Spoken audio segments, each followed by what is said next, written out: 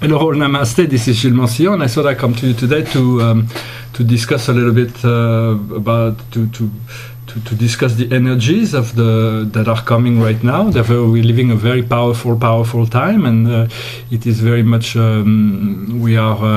we just passed a very powerful eclipse, and Mercury is going out of retrograde. So the mental process should in other people, mostly if you connect it to your higher mind, Mercury will not affect you.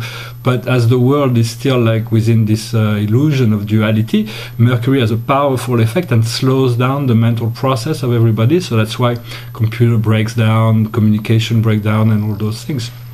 And so Mercury is going straight today, I think, or tomorrow. Right now it must be just like about still. And this will actually feel really good because communication will be reestablished. People will feel more at ease. And as I said in my little tarot earlier, there will be peace and tranquility around us. Although expansion is always on the horizon. So enjoy the peace when it comes. Breathe out. And then, it's always back and forth, breathing in, breathing out, action and non-action. And so this eclipse and it was very powerful. It just it reinforced the equinox energy and prepared us for the doorway of 11/11, November 11. At 11:11 in the morning, we'll be passing through that doorway.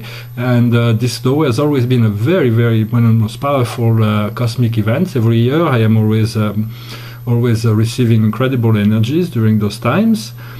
And so we'll see what happened this year.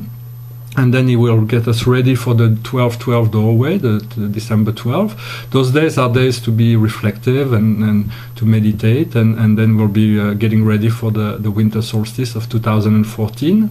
So those are very important time because we only have 2 or 3 years before a major energetic shift comes about. And if we haven't made the shift by then we'll be not left out, but it may be more problematic. We'll be like, instead of being living in a bed of roses, we'll be in front of an abyss. And so it is about just working. So I'm not saying that to create any concerns, but I'm just saying it is very important for you to show up within yourself, to acknowledge who you are, to accept who you are, to love who you are, to be a friend. And the world will reflect that in turn. And so because we are really living this great powerful shift of energy, it is the greatest shift that humanity has ever come to know in its evolution, and this shift is about the end of time. It is an acceleration of all energies to their maximal, to the absolute level, where there is no more time, no more space, everything, all the veils are going to fall, and some people will be very happy when they see the truth, others will have to face different things, some people will be stunned, others will be catatonic, others will some people may go a little bit insane. So we do have to be here if we have done some work inside of us and acquire a certain inner stability to be there for everyone, so that we may assist them in their effort to bridge their consciousness from the outer world into the inner fifth dimensional matrix. And so this will be the work of light workers.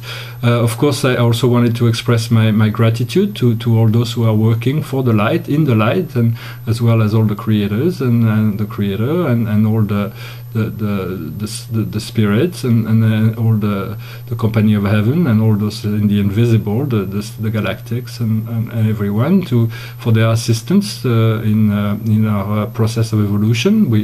And so it is all as one that we are working, and so we are working for one another. We will soon come to realize that there is only one life and we are part of it, as I've always said, and this will come to become more obvious to everyone very shortly. And so I also wanted to say that I will in the future I will be using more practice of hypnosis, so I won't be able to do it like all day every day, but I will do a few hypnosis session, and so to tap into the subconscious and do some things to discover new energies, past lives, or also different discover new things from the DNA. From when you go into deep trance, you're able to access things that your conscious mind might be blocking otherwise, and so hypnosis is a very powerful tool. I may also do some trance channeling using hypnosis in order to channel higher part of my soul, also spirits, also maybe some of my guides, or maybe just some higher aspects of me. And so I've been using channeling in my painting process for many years, and this is how I opened my channel to communication with spirit. And so painting, so I'm more of a conscious channeling than a trance channeler, although this is a process that I'm very interested in. And so it is a matter of stepping aside in order to allow your other spirits to emerge and use your body, your mental, your vocal cord in order to express themselves in a way that is personal to them.